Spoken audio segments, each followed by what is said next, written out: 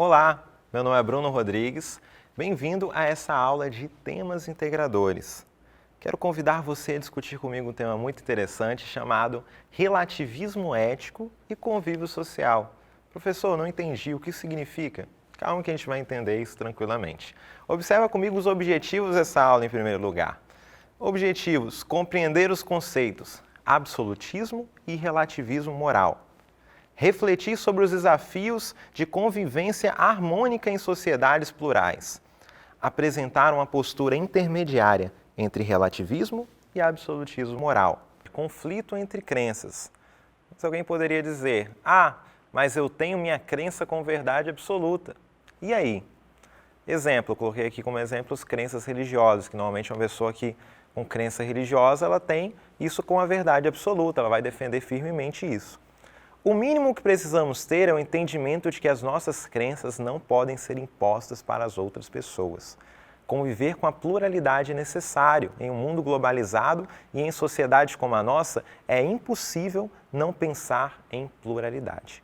Então, isso aqui é um ponto muito importante também da gente refletir, que foi um ponto que eu já destaquei anteriormente, que a gente retoma aqui com mais força, que é essa ideia de que nós sempre estaremos convivendo com pessoas que pensam diferente da gente. Nossos pais, nossos amigos, as pessoas que a gente convive no trabalho, na escola. Então, todos os ambientes a gente vai conviver com pessoas diferentes, com pessoas que pensam diferentes do jeito que a gente pensa. Um exemplo disso é você analisar uma postagem numa rede social, a pessoa vai lá, tem sua opinião, tem sua crença diferente, e aí a gente tem essa ideia de que nós precisamos aprender a conviver com isso, entender que a nossa crença não pode ser imposta às outras pessoas. E aí que eu coloquei como exemplo ali aquela questão da crença religiosa. Imagina, por exemplo, a pessoa ela é cristã, ela convive com pessoas que não são cristãs. Ela pode, com certeza, ela pode falar para outra pessoa, para o seu colega, sobre as verdades que são verdades para ela do cristianismo, mas ela não pode querer obrigar que a outra pessoa acredite naquilo que ela acredita. Não pode também ser ofensivo, por exemplo. A pessoa vai lá, por exemplo, imagina uma pessoa cristã, ela está lá, convive com uma pessoa no trabalho, na escola, com uma pessoa que segue uma religião de matriz africana. Imagina, a pessoa cristã chega para a pessoa de matriz africana e fala assim, isso aí que você faz é do demônio. Imagina isso. Essa postura que faz com que a sociedade seja harmônica, de modo nenhum. A ideia é que a gente precisa aprender a conhecer o diferente, entender o diferente e não querer impor aquilo que a gente acredita para as outras pessoas. O respeito é uma coisa fundamental. A gente precisa, independente do que a gente acredita, a gente precisa ser respeitoso para com as outras pessoas, para que a gente possa ter, de fato, um convívio harmônico. Ok? Então, o conflito entre crenças é algo muito real, mas não necessariamente vai ser algo ruim. Observa comigo ali no slide as vantagens da pluralidade. Observe que, imagina um mundo em que todas as pessoas pensassem exatamente da mesma maneira. A vantagem que a gente teria disso seria uma diminuição de conflitos. Porém, o mundo plural nos leva a pensar coisas que nunca pensaríamos sozinhos. Então, tenta imaginar o seguinte, olha, pluralidade é uma coisa que nós vivenciamos a todo momento. Estamos com pessoas que pensam diferente da gente. Imagina agora todo mundo pensando exatamente igual. Seria legal isso? Teria uma vantagem, certamente teriam menos conflitos. Porque muitos conflitos que a gente tem é justamente por causa de crenças diferentes, crenças religiosas, crenças políticas, e aí se é travado um embate dessas opiniões, que às vezes até se extrapolam, às vezes se tornam até violentos. Mas a ideia é se a gente tivesse todo mundo pensando do mesmo jeito, olha como é que seria limitado o nosso modo de pensar. Se a gente tem pessoas que pensam de um jeito muito diferente da gente, a gente está aberto a isso, a gente pode aprender muito mais, a gente pode ser uma pessoa muito mais desenvolvida, ter uma consciência das coisas muito mais desenvolvidas. Então esse aqui é um ponto importante de destacar que estar no mundo plural, estar numa sociedade plural, com pessoas com pensamentos diferentes, pode ter esse empecilho desse conflito que pode surgir, mas se a gente sabe usar essa pluralidade de um jeito positivo, aprendendo com ela, aí sim a gente extrai coisas muito interessantes. E aí, para entender filosoficamente também essa ideia de como que nós entendemos nossas crenças, nossos valores, observa aqui comigo no slide. O ser humano é como um ser social, construído socialmente. É possível dizer que o homem é bom ou mau por natureza? O ser humano, do jeito que conhecemos, só existe em sociedade. Aí eu coloquei um exemplo ali do caso das meninas lobo, Amala e Kamala, da Índia, em 1920. Vou explicar esse caso para vocês, mas aqui observe ainda no slide. Todos os nossos costumes, linguagem, valores, etc., são frutos de uma construção do ser humano no convívio social. Então observa, gente, essa ideia de que o ser humano é bom ou mal por natureza é uma discussão muito grande na história da filosofia, especialmente ali na modernidade. Se você está no ensino médio, você talvez já deve ter conhecido muito sobre isso daqui em filosofia, com Thomas Hobbes, com Rousseau. Se você ainda está no fundamental, você ainda chegará nesse ponto, ainda estudará essas questões. Mas o que acontece, gente? Essa ideia, hoje, o que é mais recente nesse campo de pensar se o ser humano é bom ou mal por natureza, é a ideia de que o ser humano não é nem bom nem mal por natureza. Por quê? Se ele está fora da sua sociedade, se ele está fora do convívio com o seu semelhante, ele nem mesmo é ser humano do jeito que a gente conhece. Como assim? Aí eu coloquei esse exemplo do caso das meninas lobo, lá de 1920, lá na Índia. Foi o caso de duas meninas que elas foram achadas que elas foram criadas por lobos. Olha só que coisa interessante. Meninas que não tiveram contato com outros seres humanos no seu desenvolvimento. A gente não sabe a história delas direito, como que elas foram parar ali para serem cuidadas por lobos, mas o que a gente tem de importante aqui é essa ideia de que as meninas estiveram completamente fora do convívio social. Como que elas se desenvolveram então? As características que eram notadas nessas meninas não eram características humanas do jeito que a gente conhece, que está acostumado a designar como humanas. Por quê? Elas andavam de quatro, elas andavam como se estivessem com quatro patas, elas desenvolveram, por exemplo, elas comiam carne crua, elas não desenvolveram linguagem. Então isso mostra o quê? Que o ser humano ele é construído socialmente. Então o que acontece? As nossas crenças, nossos valores, a gente precisa também ter claro de que são construções sociais. A gente vai construindo, cada sociedade vai definindo uma coisa como certa e errada, justamente de acordo com a sua formação. Então aqui a gente tem aqui a princípio um norte para olhar para o relativismo moral, mas a gente também tem um alerta. Se a gente for completamente relativista, teremos problemas. Na conclusão dessa aula a gente vai entender tudinho isso, a gente vai entender completamente essa ideia. Mas daqui dessa parte das meninas lobo, reflita sobre isso. Tente imaginar, por exemplo, um ser humano que foi criado longe do convívio dos outros seres humanos. Como que ele vai ser? Ele vai ter características muito diferentes. Porque, por exemplo, o jeito que eu me visto, o jeito que eu falo, isso tudo eu aprendi no convívio com as pessoas. As suas características você desenvolveu junto com outras pessoas, você aprendeu de outras pessoas. E nós somos quem nós somos, dependendo das nossas características que nós desenvolvemos no contato com as outras pessoas. Então, esse aqui é um ponto importante. E aí agora, a gente teve aqui um ponto a favor do relativismo, só que também a gente vai ter que ter cuidado com o relativismo agora também. Observa lá no slide, os limites do relativismo.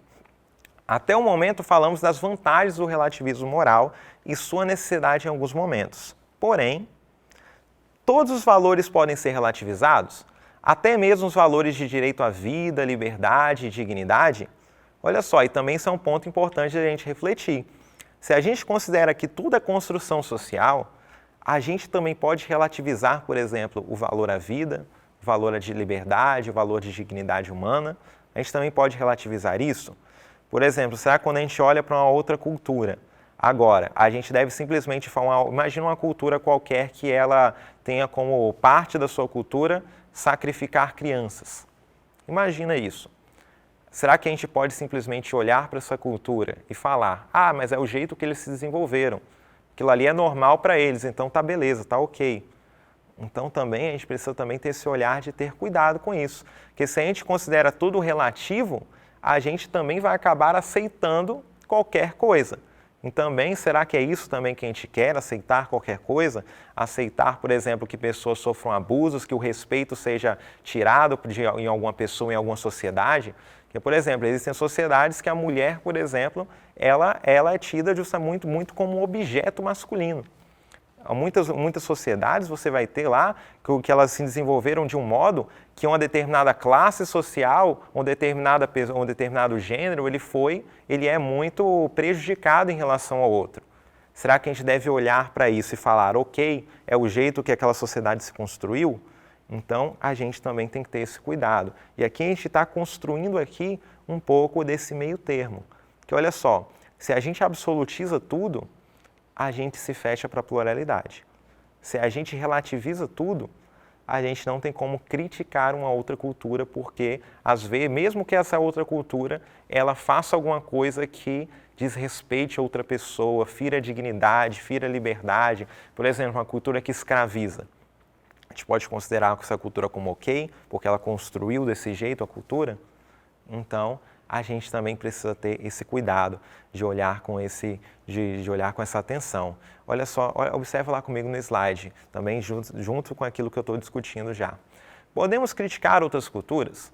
Se formos completamente relativistas, não.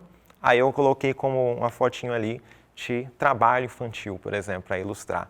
Tomemos como exemplo alguma sociedade que não confira valor à dignidade humana. Devemos simplesmente aceitá-la?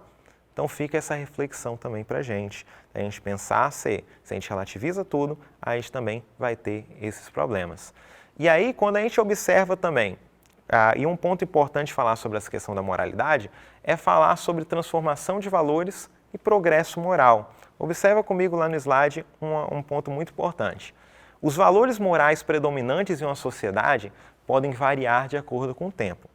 Para exemplificar, observe os problemas abaixo. Machismo, homofobia, racismo. A sociedade brasileira tem apresentado transformações acerca desses temas?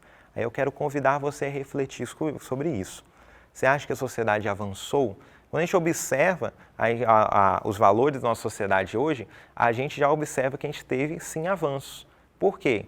Até não tão pouco tempo atrás, a escravidão era normal, até pouco tempo atrás, até não faz muito tempo, que piadas racistas elas eram normais, piadas de homofobia também eram normais, o machismo também era uma coisa normal. O que acontece? Hoje em dia a nossa sociedade ela não evoluiu completamente. Não é que a sociedade não é mais racista, não tem mais homofobia, não tem mais machismo. Não é que a nossa sociedade hoje está livre disso.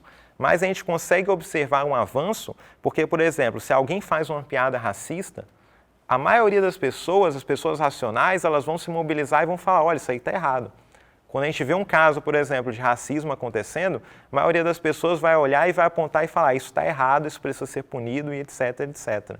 Então, quando a gente está falando dessa questão de construção de valores, como que a sociedade constrói os seus valores, a gente também pode pensar nessa possibilidade de progresso moral. Se a gente é completamente relativista, a gente também não pode falar de progresso moral.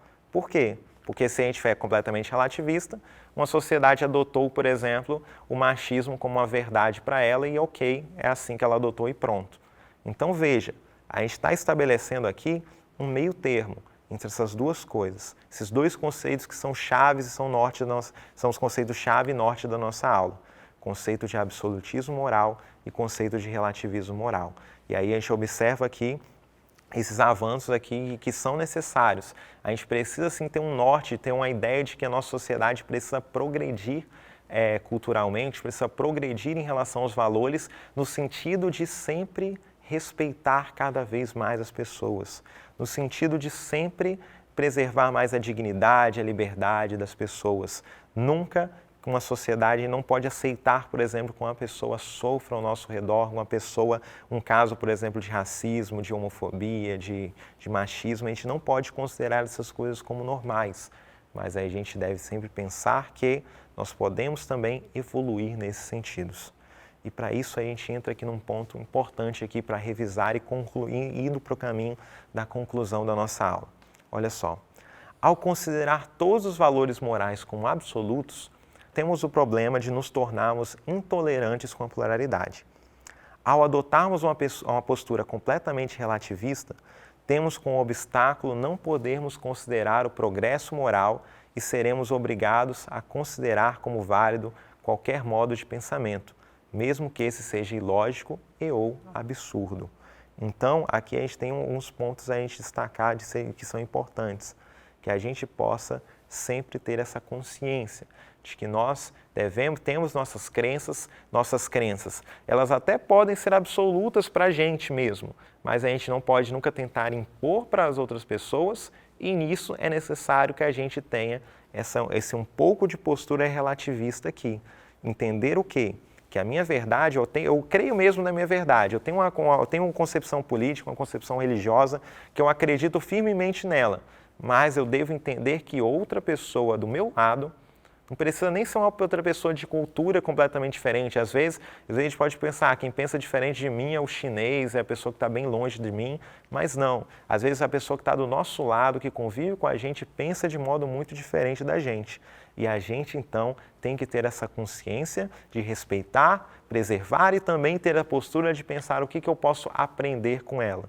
O que eu posso aprender? Que lição bacana eu posso tirar da pluralidade? Que lição legal eu posso tirar das pessoas diferentes que vivem ao meu redor? Então, essa é a nossa grande reflexão para a nossa aula. Espero que tenha ficado bem claro para vocês esses conceitos. É um grande prazer estar com você e até a próxima aula.